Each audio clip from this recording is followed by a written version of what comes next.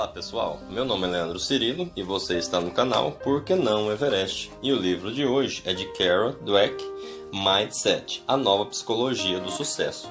Capítulo 2, Por dentro dos Mindset. Quando eu era jovem, queria ter um companheiro que fosse como um príncipe, um homem lindo e bem-sucedido, um homem importante. Queria ter uma carreira glamourosa, mas nada que fosse difícil nem arriscado demais. E queria que isso representasse uma confirmação daquilo que eu era. Passaram-se muitos anos até que eu me sentisse satisfeita. Consegui um excelente marido, mas ele ainda estava em formação. Tenho uma ótima carreira, mas, sem dúvida, é um desafio permanente. Nada foi fácil. Então, por que me sinto satisfeita? Porque mudei meu mindset. Mudei-o por causa do meu trabalho. Um dia, eu e Mary Bandura, uma aluna de doutorado, tentávamos compreender por que alguns estudantes se preocupavam tanto em demonstrar suas capacidades, enquanto outros simplesmente se deixavam levar e tratavam de aprender. De repente, percebemos que haviam dois tipos de capacidades, e não apenas um. Uma capacidade fixa, que precisa ser provada, e outra mutável, capaz de desenvolver-se por meio do aprendizado. Assim, descobrimos os mindset e imediatamente percebi qual era o tipo que eu possuía. Compreendi o motivo da minha grande preocupação com erros e fracassos e pela primeira vez me dei conta de que podia escolher.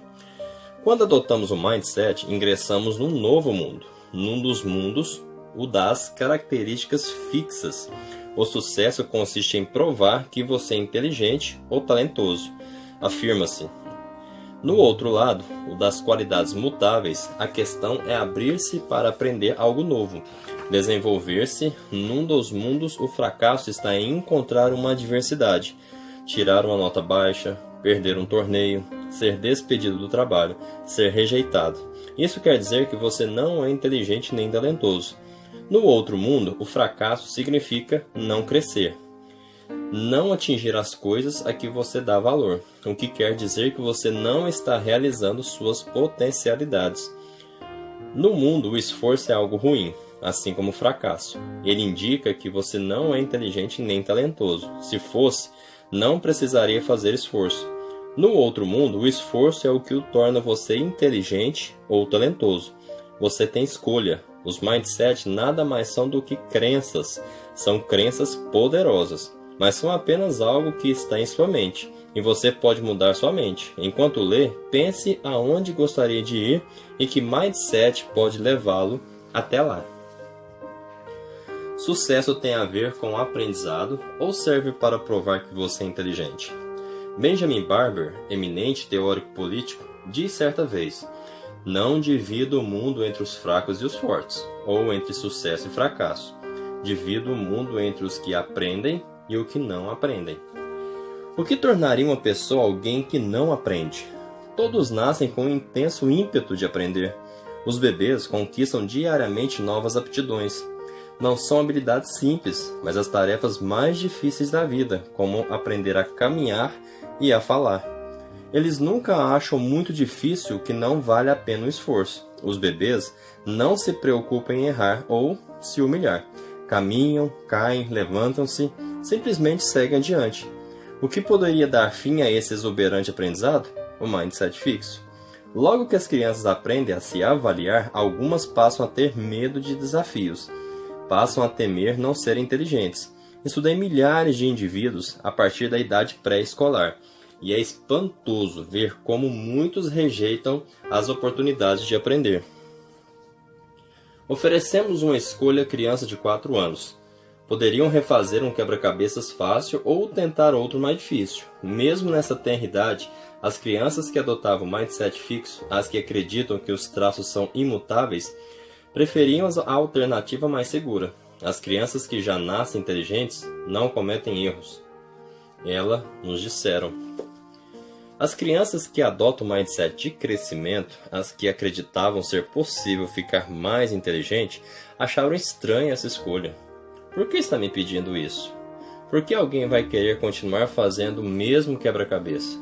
Escolhiam sempre um novo e mais difícil. Estou louca para descobrir a solução, exclamou a menininha. Assim, as crianças de mindset fixo querem ter certeza de que terão êxito.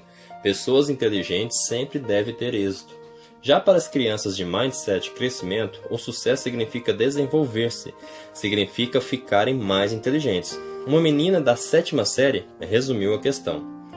Acho que a inteligência é uma coisa que exige esforço para se conseguir. Não é simplesmente um dom.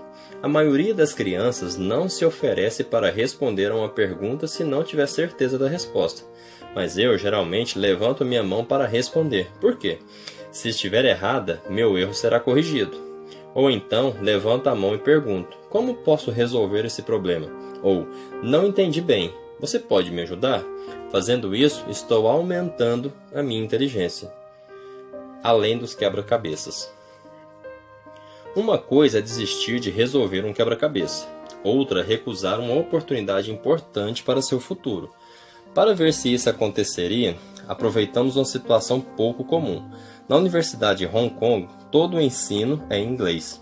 As aulas são dadas em inglês, os livros didáticos são em inglês e as provas são feitas em inglês. Mas alguns dos alunos que entram para a universidade não têm fluência nesse idioma, e por isso é importante que resolvam logo esse problema. Quando os estudantes vieram matricular-se no primeiro ano, sabíamos quais deles não tinham fluência em inglês, então lhes fizemos uma pergunta-chave. Se a universidade oferecesse um curso para os que precisassem melhorar o inglês, eles se inscreveriam? Também verificamos o mindset de cada um. Para isso, perguntamos até que ponto concordariam com uma afirmação do tipo: você tem certo nível de inteligência e não pode fazer muito para modificá-lo. As pessoas que concordam com essa afirmação são as que têm mindset fixo. Os que têm mindset crescimento concordam com a afirmação. Você tem sempre a possibilidade de mudar substancialmente seu nível de inteligência. Mais tarde, verificamos os que haviam aceitado o curso de inglês. Aqueles que adotavam o mindset crescimento aceitaram a proposta com entusiasmo. Mas os de mindset fixo não demonstraram grande interesse. Por acreditar que o sucesso tem a ver com a obtenção de conhecimento, os alunos de mindset crescimento aproveitaram a oportunidade. Mas os de mindset fixo não desejavam rever suas deficiências. Em vez disso, para se sentirem inteligentes a curto prazo, estavam dispostos a arriscar sua carreira universitária. É dessa forma que o mindset fixo transforma as pessoas em pessoas que não aprendem. Ondas cerebrais reveladoras. E até mesmo possível verificar a diferença nas ondas cerebrais. Levamos pessoas de ambos os mindset ao nosso laboratório de ondas cerebrais da Universidade de Colômbia. Enquanto respondiam as perguntas difíceis e recebiam feedback, esperávamos curiosos o momento em que suas ondas cerebrais indicariam se estavam interessadas e atentas. As pessoas de mindset fixo somente se interessavam quando a reação se referia à sua capacidade. As ondas cerebrais delas mostravam que só prestavam bastante atenção quando lhes dizíamos se suas respostas haviam sido corretas ou incorretas. Mas quando lhes apresentávamos informações que poderiam ajudá-las a aprender, não havia indício de interesse. Mesmo quando erravam, não se interessavam em saber qual era a resposta correta. Somente as pessoas de mindset crescimento prestaram atenção rigorosa em informações que podiam aumentar seu conhecimento. Somente para elas, o aprendizado era prioridade. Qual a sua prioridade? Se você tivesse de escolher, qual seria a sua preferência? Alto nível de sucesso e de reconhecimento ou muitos desafios? Essa escolha não precisa ser feita apenas em relação às tarefas intelectuais. As pessoas também têm de decidir que tipo de relacionamento desejam. Os que gratificam os seus egos ou os que desafiam a se desenvolver? Quem é o seu companheiro ideal? Fizemos essa pergunta a jovens adultos, e eis o que nos responderam. As pessoas com mindset fixo disseram que o companheiro ideal deveria colocá-las em um pedestal, fazê-las sentirem-se perfeitas, adorá-las. Em outras palavras, o parceiro ideal homologaria suas qualidades imutáveis. Meu marido diz que antigamente se sentia assim, querendo ser o Deus da religião de alguém, sua parceira. Felizmente, abandonou essa ideia antes de me conhecer.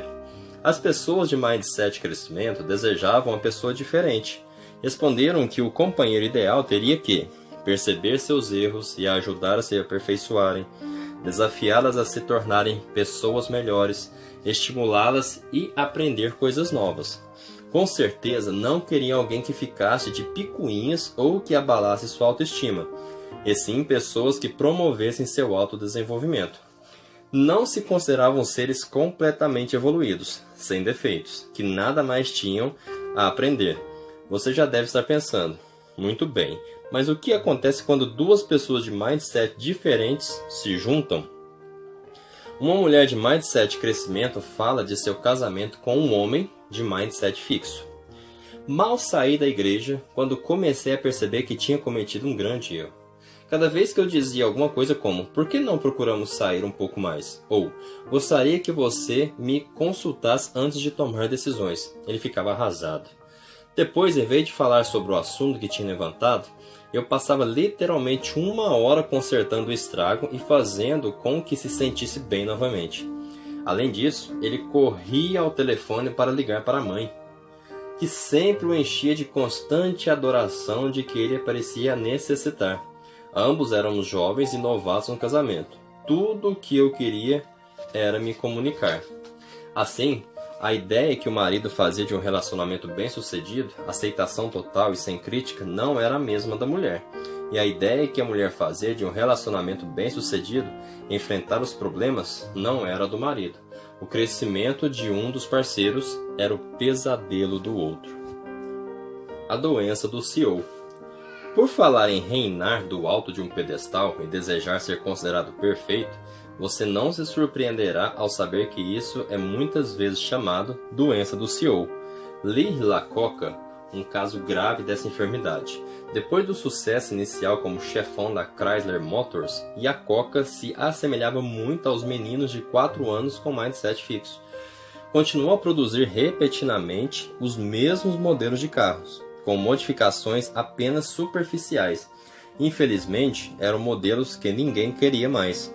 Enquanto isso, as firmas japonesas estavam repensando completamente qual deveria ser a aparência dos automóveis e como deveriam funcionar. Sabemos o resultado disso. Os carros japoneses rapidamente conquistaram o mercado. Os CEOs se veem constantemente diante dessa escolha. Deveriam olhar de frente suas deficiências ou criar um mundo em que não tenham nenhuma? Lee Iacocca escolheu a segunda opção. Cercou-se de adoradores, exilou os críticos e rapidamente perdeu o contato com o rumo que seu campo de atividade iria seguir. Tornou-se uma pessoa que já não aprendia. Nem todos, porém, pegam a doença dos CEOs. Muitos grandes líderes enfrentam regularmente suas deficiências. Ao refletir sobre o seu extraordinário desempenho na Kimberly-Clark, Darby Smith declarou: "Nunca deixei de tentar estar à altura do meu cargo." Esses homens, assim como os estudantes de Hong Kong com mindset crescimento, jamais deixaram de seguir o curso suplementar. Os CEOs enfrentam outro dilema. Podem preferir estratégias de curto prazo que aumentam o valor das ações da firma e façam com que pareçam heróis.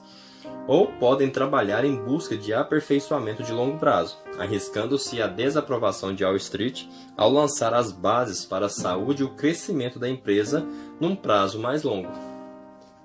Albert Dunlap, que confessava possuir mindset fixo, foi levado à firma Sunbeam para reorganizá-la. Preferiu a estratégia do curto prazo, aparecer como um herói para a bolsa de valores. As ações se valorizavam, mas a firma se esfacelou. Lou Gerstner, que afirmava ter mindset crescimento, foi chamado para reformular a IBM. Ao dedicar-se à imensa tarefa de mudar a cultura e as políticas da empresa, os preços das ações estagnaram e Wall Street torceu o nariz. Ele foi considerado um fracasso. Poucos anos depois, no entanto, a IBM voltou à liderança em seu campo de atividade: desenvolvimento. No mindset crescimento, as pessoas não apenas buscam um desafio, mas prosperam com ele. Quanto maior o desafio, mais ela se desenvolve. E em nenhum lugar isso pode ser visto com mais clareza do que no mundo dos esportes. Você pode observar as pessoas se desenvolverem e crescerem. Mia Hamm, a maior jogadora de futebol de seu tempo, diz isso com clareza: "Durante toda a minha vida joguei acima de minha categoria. Isso é, desafiei a mim mesma como gente mais velha, mais forte, mais habilidosa e mais experiente. Em suma, melhores do que eu. Primeiro, jogou com o irmão mais velho. Em seguida, aos 10 anos de idade, entrou para uma equipe de meninos de 11 anos. Depois, se lançou na principal equipe universitária dos Estados Unidos. Todos os dias eu procurava jogar no nível deles, e melhorei mais depressa do que julgava ser possível. Patrícia Miranda era uma aluna do ensino médio, gordinha e sem físico atlético, que queria dedicar-se à luta livre. Depois de uma contundente derrota, alguém disse: "Você é uma piada." Depois ela chorou, depois se decidiu. Aquilo realmente me fez tomar uma atitude firme. Eu precisava ir adiante e tinha de saber se a dedicação, o esforço e a concentração no treinamento poderiam de alguma forma fazer com que afirmasse como lutadora. Como conseguiu chegar a essa decisão? Miranda havia levado uma vida sem desafios, mas quando a mãe morreu de aneurisma aos 40 anos, ela, com 10, descobriu um lema: quando você jaz no leito de morte, uma das coisas mais sensatas que poderia dizer é: eu realmente procurei me conhecer. Esse sentimento de urgência ficou marcado em mim quando minha mãe morreu. Se você passar pela vida fazendo somente o que é fácil, deve se envergonhar. Assim, quando a luta livre lhe apresentou um desafio, ela estava preparada para enfrentá-lo. Seu esforço foi recompensado. Aos 24 anos, foi Miranda quem riu por último. Ganhou a vaga em sua categoria de peso na equipe olímpica dos Estados Unidos e voltou de Atenas com uma medalha de bronze. E o que aconteceu em seguida? Entrou para a faculdade de Direito na Universidade de Yale. As pessoas lhe diziam para ficar onde já era campeã, mas Miranda achou mais estimulante começar novamente de baixo e ver que conquistas poderiam se seguir dessa vez. Desenvolver-se além do possível. Às vezes, as pessoas de mindset e crescimento se esforçam tanto que realizam o impossível. Em 1995, o ator Christopher Reeve caiu de um cavalo. Quebrou o pescoço. A medula espinhal se separou do cérebro e ele ficou completamente paralisado do pescoço para baixo. A ciência médica disse: "Sinto muito, adapte-se a isso." Reeve, entretanto, iniciou um extenuante programa de exercícios que exigia a movimentação de todas as partes do seu corpo paralítico por meio de estímulos elétricos. Por que não poderia aprender a se mover novamente? Porque o seu cérebro não poderia voltar a transmitir ordens ao corpo. Obedeceria? Os médicos advertiram-no de que não havia jeito, que o resultado seria decepção. Já tinha visto outras pessoas na mesma situação, e não era bom sinal para sua adaptação. Mas, na verdade, o que mais ele poderia fazer com o tempo que tinha diante de si? Haveria um projeto melhor? 5 anos depois, Reeve começou a recuperar os movimentos. Primeiro aconteceu com as mãos, depois com os braços, em seguida as pernas e finalmente o tórax. Estava muito longe da cura, mas os exames cranianos mostraram que seu cérebro novamente mandava sinais para o corpo e que o corpo reagia. Ele não apenas ampliou sua capacidade, mas mudou completamente a maneira pela qual a ciência vê o sistema nervoso e seu potencial de recuperação. Ao fazer isso, abriu um novo panorama para a pesquisa e uma nova via de esperança para as pessoas portadoras de lesões na medula espinhal. Prosperar no que é seguro. É evidente que pessoas de mindset e crescimento prosperam ao ir além de seus limites. E como prosperam as pessoas de mindset fixo? Quando as coisas estão seguramente ao seu alcance. Se as coisas forem muito desafiadoras, se não se sentirem inteligentes nem talentosas, elas perdem o interesse. Observei isso acontecer ao acompanhar alunos do curso básico de medicina durante o primeiro semestre de química. Para muitos deles, aquele era o destino de sua vida, tornarem-se médicos. E é justamente o curso de química que define quem atingirá o seu objetivo. É um curso bastante puxado.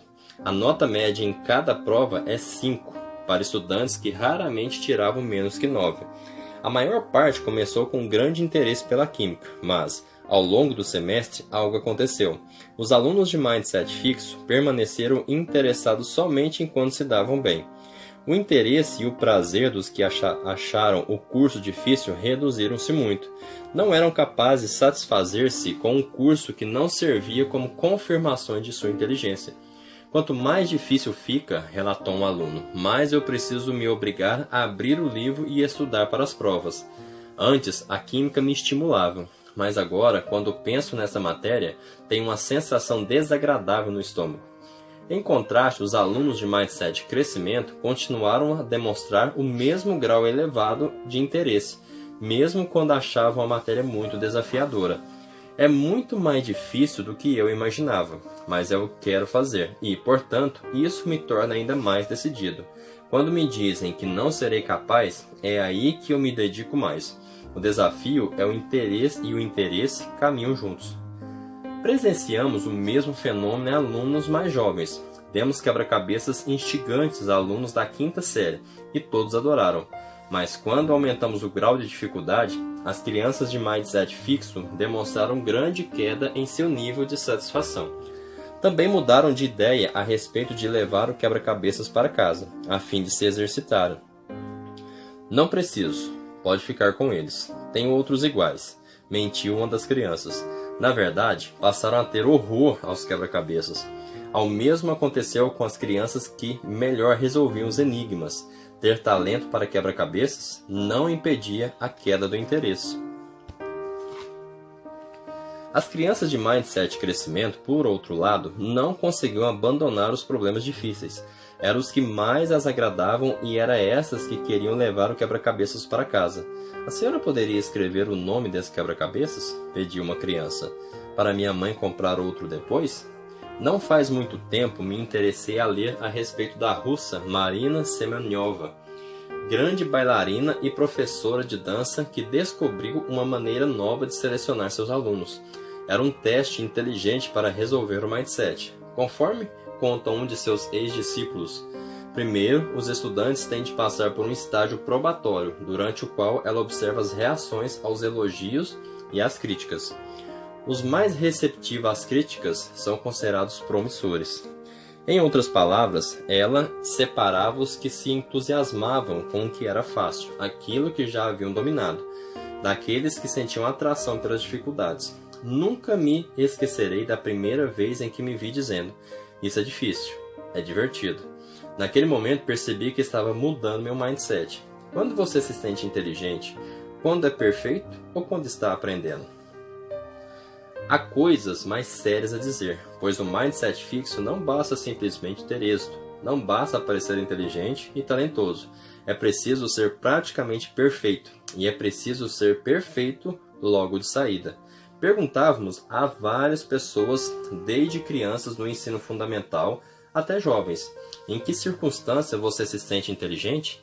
As diferenças foram marcantes. As pessoas de mindset fixo disseram: quando não cometo erros, quando termino a tarefa rapidamente e ela fica perfeita, quando alguma coisa é fácil para mim, mas outras pessoas não conseguem fazê-la. A questão é ser perfeito imediatamente, mas as de mindset crescimento disseram: quando é realmente difícil, e me esforço e realizo quando não conseguia fazer antes, ou quando me dedico a alguma coisa por bastante tempo e começo a entendê-la. Para eles, não se trata de perfeição imediata. Trata-se de adquirir um conhecimento ao longo de certo tempo, enfrentar um desafio e progredir. Se você possui aptidões, para que precisa aprender? Na verdade, indivíduos de mindset fixo acreditam que a aptidão se revelará por si só, antes que ocorra qualquer aprendizado. Afinal, se você tiver aptidão, ela existe em você. Se não a tiver, ela não existe. Vejo isso o tempo todo. Meu departamento na Colômbia recebia 6 novos estudantes de graduação a cada ano, entre os candidatos que vinham de todas as partes do mundo. Todos apresentavam notas extraordinárias nas provas e traziam recomendações entusiásticas de eminentes eruditos. Além disso, eram cobiçados pelas principais escolas de graduação. Bastava um dia para que alguns se sentissem completos impostores. Ontem eram gênios, hoje são fracassados. Eis o que ocorre. Eles olham os professores e sua longa lista de publicações. Oh meu Deus, não consigo fazer isso. Olhem os alunos mais adiantados que escreveram artigos para publicações e fazem solicitações de bolsas. Oh, meu Deus, não consigo fazer isso. Sabem fazer provas e ganhar notas altas, mas não sabem fazer aquilo ainda. Esquecem do ainda. Não será para isso que serve a escola, para ensinar? Eles estão ali para aprender como fazer aquilo, e não porque já sabem tudo. Eu me pergunto se não teria sido isso que aconteceu com Janet Cook e Stephen Glass. Ambos eram jovens repórteres que dispararam ao topo com artigos falsos. Janet Cook ganhou o prêmio Pulitzer por seus artigos no Washington Post sobre um menino de 8 anos viciado em drogas. O menino não existia e o prêmio foi mais tarde revogado. Stephen Glass foi o menino prodígio do The New Republic, que aparecia dispor de fontes irreportáveis com as quais os jornalistas costumam sonhar. As fontes não existiam e as histórias não eram verdadeiras. Teriam ambos necessitado se mostrar imediatamente perfeitos? Teriam acabado que reconhecer a ignorância os desacreditar diante dos colegas? Teriam pensado que deveriam sentir-se já como repórteres calejados entre que se dessem ao trabalho de aprender como fazer? Éramos estrelas precoces, escreveu Stephen Glass. E era isso que importava. O público considerou-os desonestos, e o que cometeram foi desonestidade. Mas eu os vejo como jovens talentosos, jovens desesperados que sucumbiram à pressão do mindset fixo. Na década de 1960, havia um ditado que dizia: vir a ser é melhor do que ser. O mindset fixo não permite às pessoas o luxo de vir a ser. Precisa ser logo. Uma nota na prova é eterna. Examinemos mais de perto por que o mindset fixo é tão importante ser imediatamente perfeito. É porque uma prova, uma só avaliação, pode representar uma medida para todo sempre. Há 20 anos, aos 5 anos de idade, Loretta veio com a família para os Estados Unidos. Poucos dias depois, a mãe a levou à sua nova escola, onde prontamente a submeteram a um teste. Quase imediatamente, a menina se viu em sua classe no jardim de infância, mas não na das águias, a classe de elite do jardim. O tempo passou, no entanto, e Loretta foi transferida para as águias, permanecendo com o mesmo grupo de alunos até o final do ensino médio e colecionando um monte de prêmios escolares ao longo do curso. No entanto, nunca se sentiu parte do grupo. Convencera-se de que aquele primeiro teste havia diagnosticado sua capacidade imutável e determinara que ela não era uma verdadeira águia. O fato de ter somente 5 anos de idade e de ter acabado de passar por uma mudança radical para outro país não importava. Nem o fato de que talvez durante algum tempo não houvesse espaço para novos alunos na classe das águias. Ou talvez a escola tivesse achado que para ela seria uma transição mais fácil se começasse numa classe menos exigente. Havia muitas formas de compreender o que acontecera e o que aquilo significava.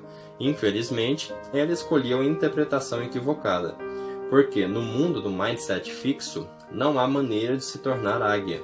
Se fosse verdadeiramente uma das águias, teria passado no teste, sendo reconhecida imediatamente como digna de ir para aquela classe. O caso de Loretta é raro, ou esse tipo de raciocínio é mais comum do que imaginamos.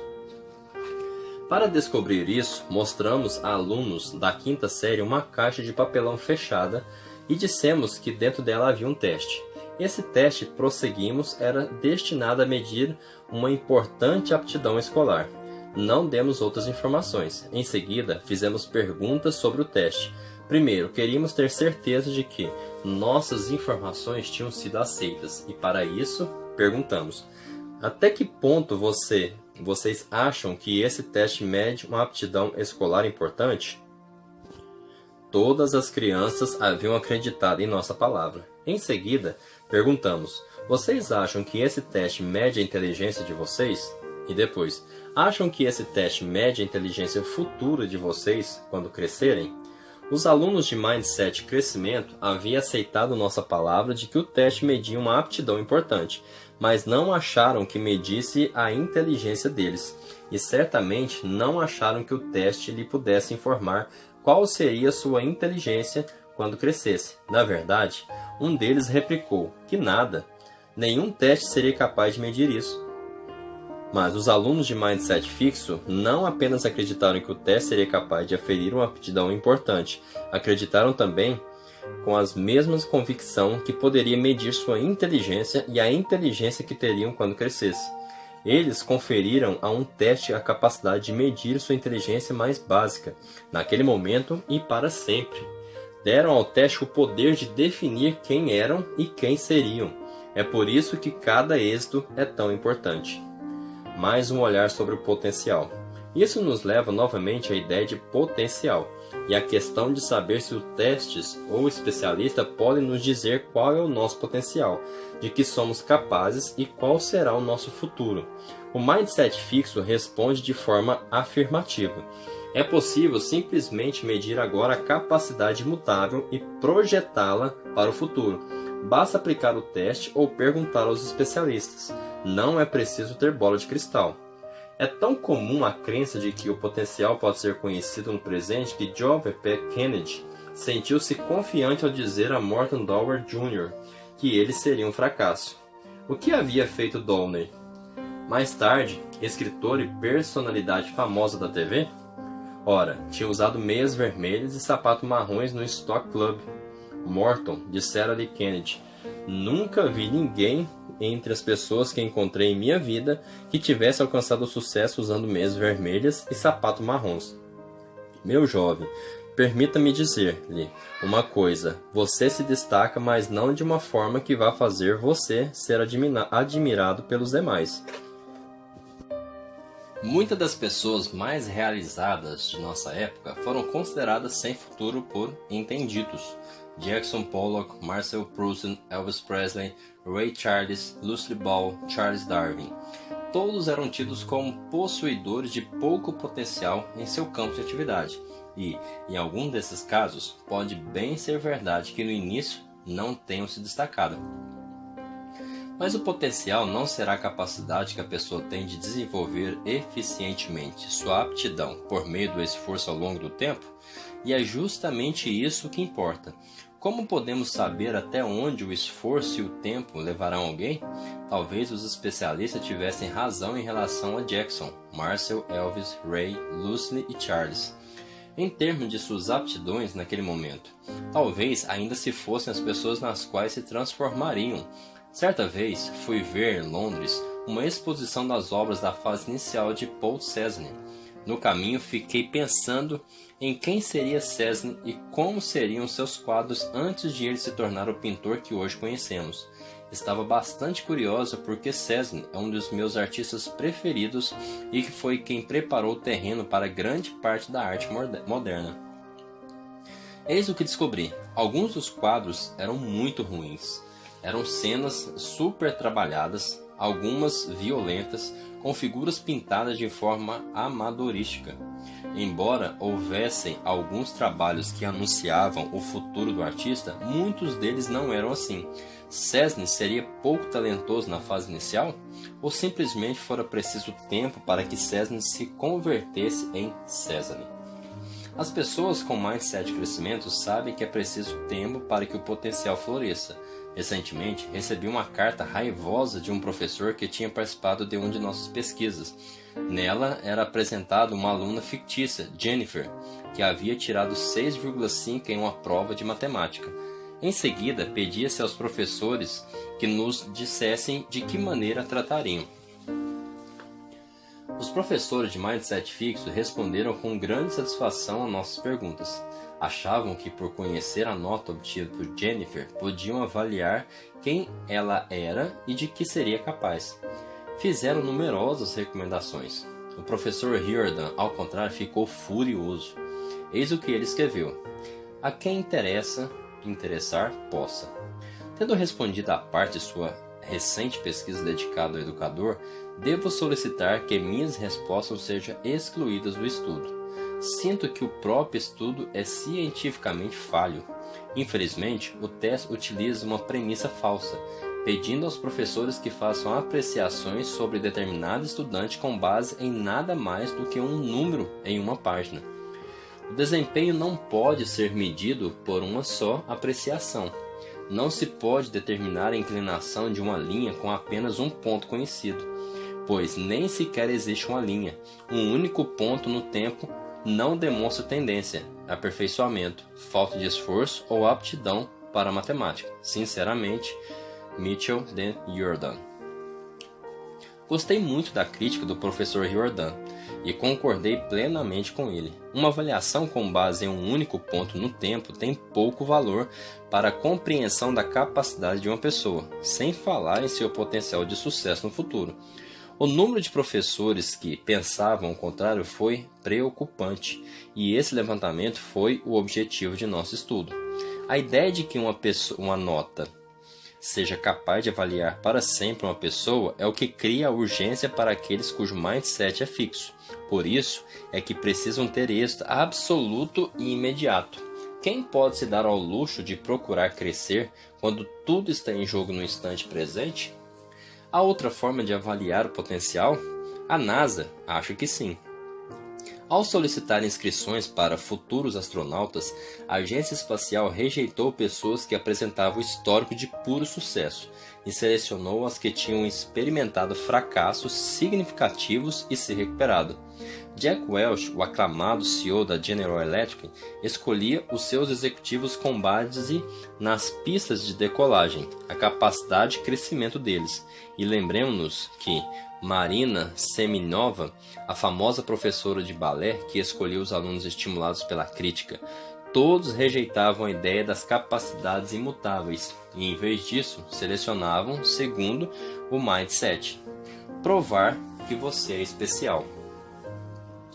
O que as pessoas de mindset fixo realmente desejam provar quando optam pelo sucesso em vez do crescimento? Querem provar que são especiais, até mesmo superiores. Ao serem questionadas, você se sente inteligente? Muitas falaram que momentos em que se sentiram pessoas especiais, alguém diferente dos demais e melhor que os demais. Até descobrir os mindsets e seu funcionamento. Eu também me considerava mais talentosa do que outras pessoas. Talvez mesmo mais respeitável do que elas, por causa dos meus dotes. A ideia mais assustadora sobre a qual eu raramente meditava era a possibilidade de que eu fosse uma pessoa comum. Esse tipo de pensamento me levava a buscar a aprovação constante. Cada comentário, cada olhar tinha algum significado.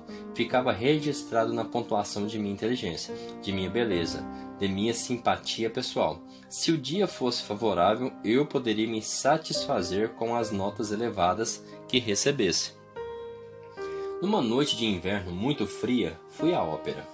Naquela noite, a ópera foi excepcional e todos permaneceram no teatro até o fim. Mas só do espetáculo, mas até terminarem todos os aplausos. Em seguida, todos saímos para a rua e todos queríamos tomar um táxi. Lembro-me perfeitamente. Já passava da meia-noite, fazia 14 graus abaixo de zero. O vento era forte. E à medida que o tempo passava, eu me sentia cada vez mais desconfortável. Ali estava eu, parte de uma multidão em que todos eram iguais. Que possibilidades teria? De repente, um táxi parou bem junto a mim. A maçaneta da porta traseira ficou exatamente diante da minha mão, e quando entrei, o motorista afirmou: "A senhora é diferente." Eu vivia para aqueles momentos.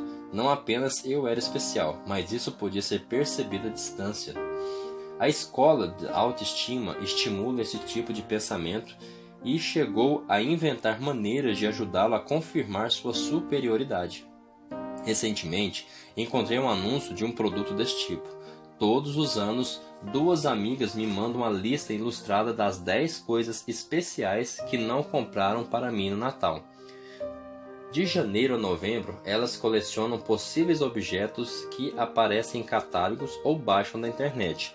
Em dezembro, escolhe os vencedores. Um de meus preferidos de todos os tempos é uma privada portátil, que pode ser dobrada e guardada no bolso depois do uso. Neste ano, meu favorito foi um espelho Eu Me Amo. Um espelho com essas palavras em letras maiúsculas escritas na parte inferior. Quando você se contempla nele, já pode dar a mensagem a si mesmo e não precisa esperar que o mundo exterior anuncie o fato de que você é uma pessoa especial. Claro, O espelho é suficientemente inofensivo. O problema começa quando a palavra especial passa a significar melhor do que os outros. Um ser humano mais valioso, uma pessoa superior, uma pessoa merecedora. Especial, superior, merecedora. John McElroy tinha um mindset fixo. Acreditava que o talento era tudo. Não gostava de aprender. Não progredia com os desafios. Quando as coisas ficavam difíceis, ele geralmente se entregava. Consequentemente, como ele próprio confessa, não realizou todo o seu potencial. Mas tinha tanto talento que permaneceu em primeiro lugar entre os tenistas de todo o mundo durante 4 anos. A seguir, ele próprio nos diz o que significa ser o número 1. McElroy usava serragem para absorver a transpiração em suas mãos durante uma partida. Em certa ocasião, a serragem não lhe agradou. Ele se aproximou da lata que continha e derrubou-a com a raquete. Seu agente Gary veio correndo ver qual era o problema. "Você chama isso de serragem?" eu perguntei. Na verdade, estava gritando com ele. A serragem era fina demais. "Isso parece veneno de rato. Não podia conseguir coisa melhor?"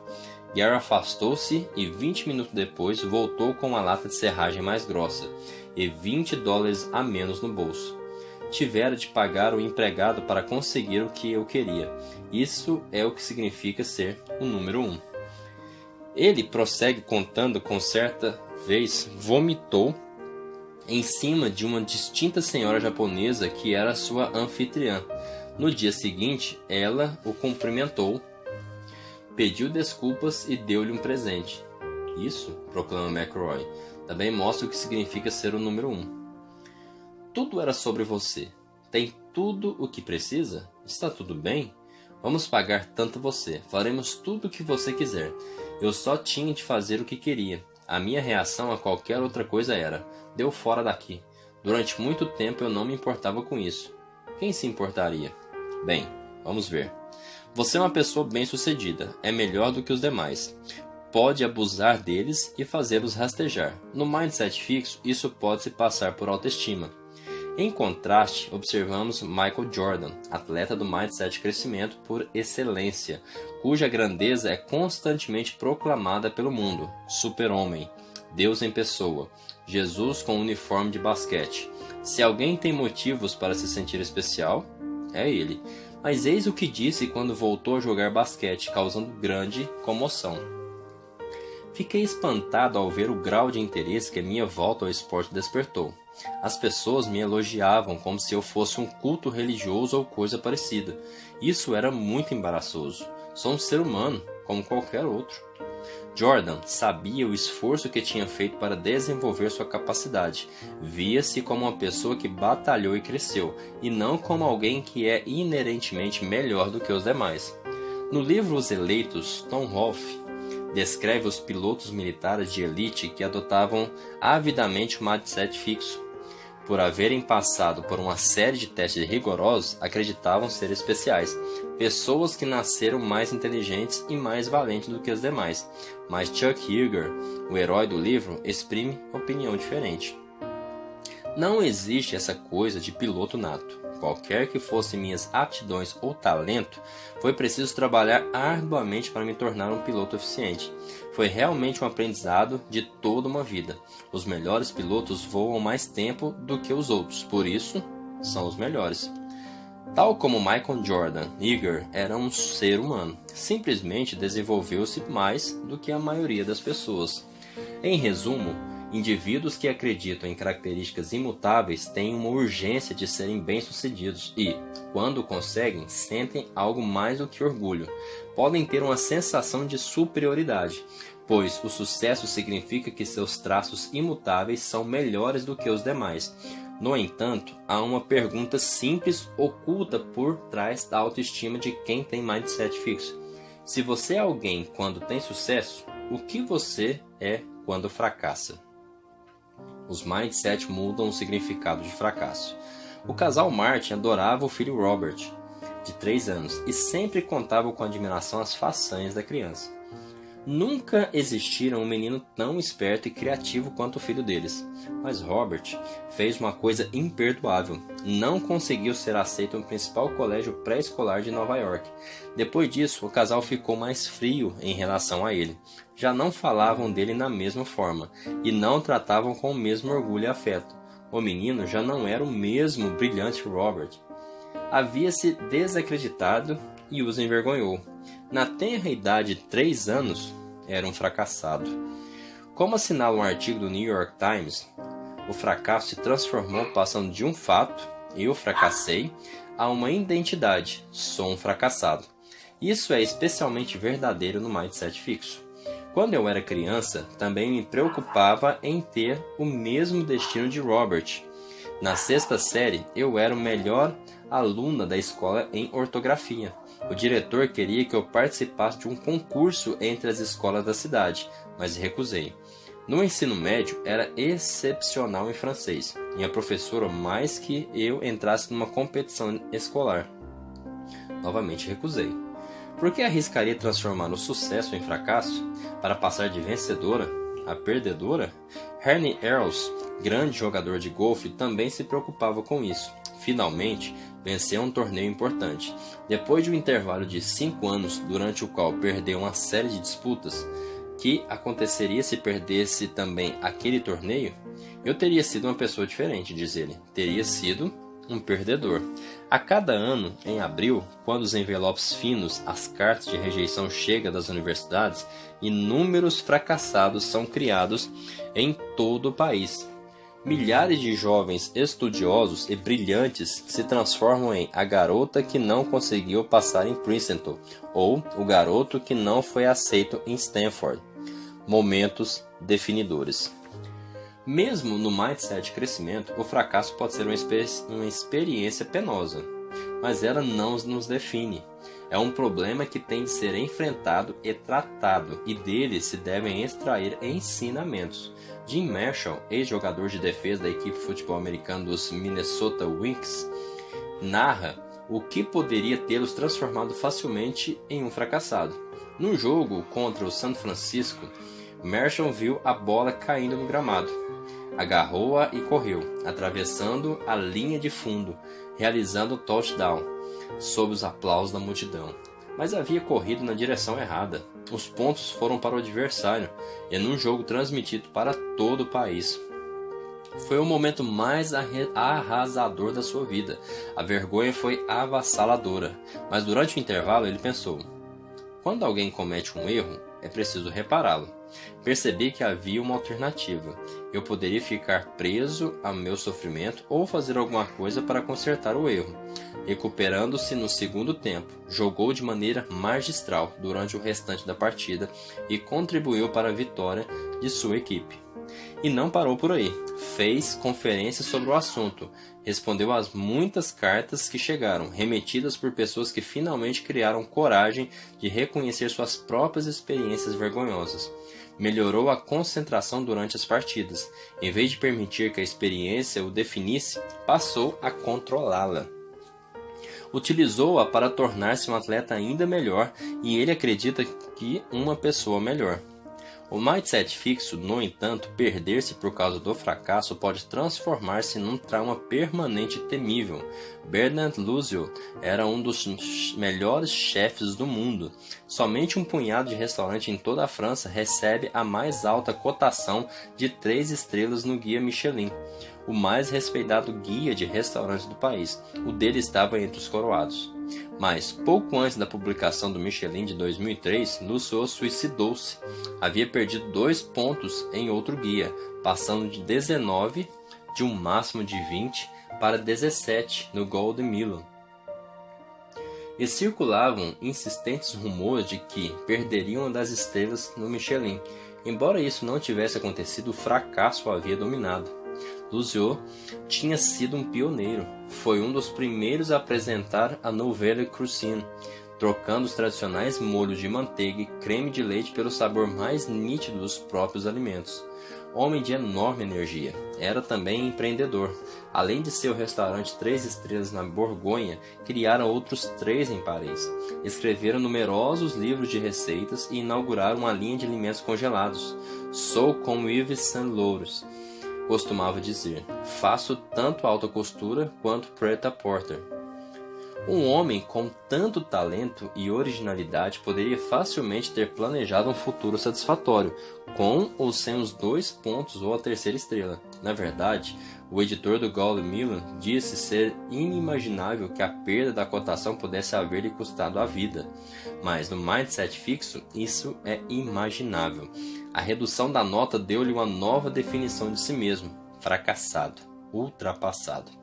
É surpreendente o que pode ser considerado fracasso no mindset fixo. Portanto, para suavizar, meu sucesso é o seu fracasso. No último verão, fui com meu marido a um hotel fazenda. Grande novidade para nós porque nem eu, nem ele jamais havíamos entrado em contato com cavalos. Certo dia, nos inscrevemos para uma aula de pescaria. O instrutor era um maravilhoso pescador de 80 anos, do tipo cowboy, que nos ensinou a lançar a linha e depois nos deixou livres. Logo percebemos que ele não nos ensinara a reconhecer a mordida da truta na isca. Esses peixes não puxam a linha. É preciso observar uma bolha na superfície. Nem o que fazer quando mordesse, puxar para cima, nem como recolher a linha caso, por milagre, chegássemos até esse ponto.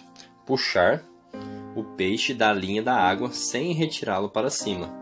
Bem, o tempo passou, os mosquitos picaram, mas nada das trutas. Havia cerca de 12 de pessoas, mas ninguém conseguia nada. De repente, acertei em cheio. Uma truta descuidada mordeu a minha isca, e o instrutor, que por acaso estava perto, guiou-me para o resto da façanha. Pesquei uma truta arco-íris. Reação número 1.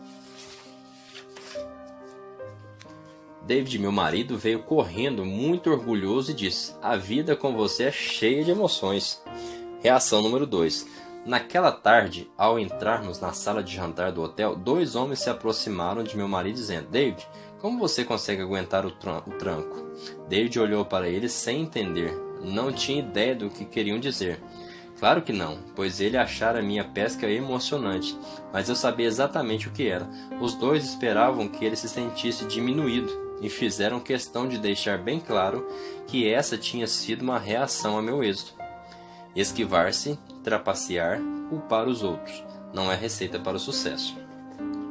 Além do grande trauma que uma contrariedade pode significar no mindset fixo, essa atitude não fornece uma boa receita para se superar de um fracasso.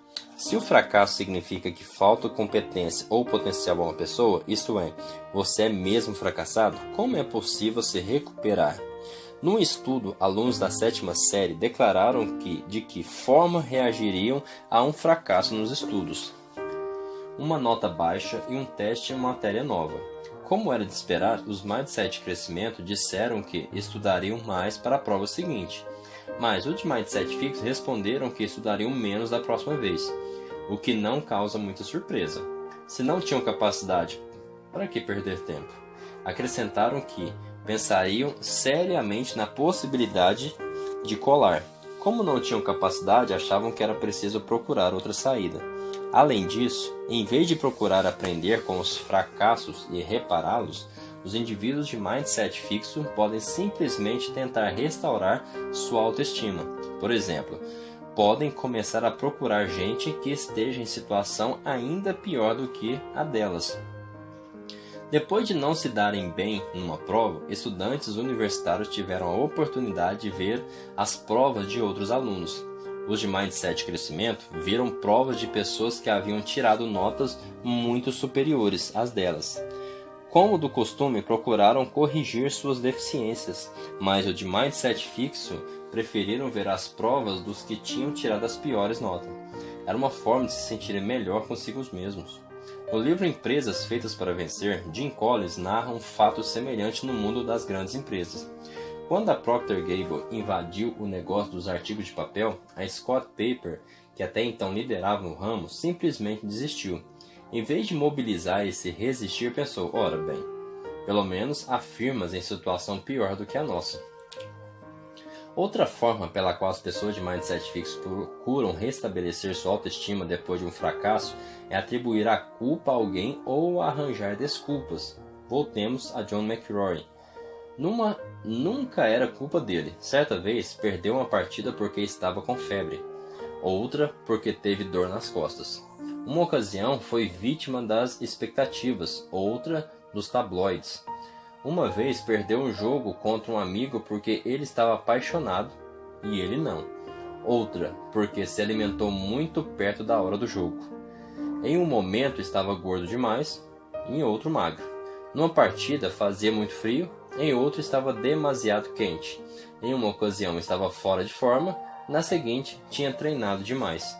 Sua derrota mais amarga, que ainda o faz perder noites de sono, foi a que ocorreu em 1984 no torneio Alberto da França. Por que perdeu o jogo se estava com vantagem de 2 sets a 0? Segundo McEnroe, a culpa não foi dele.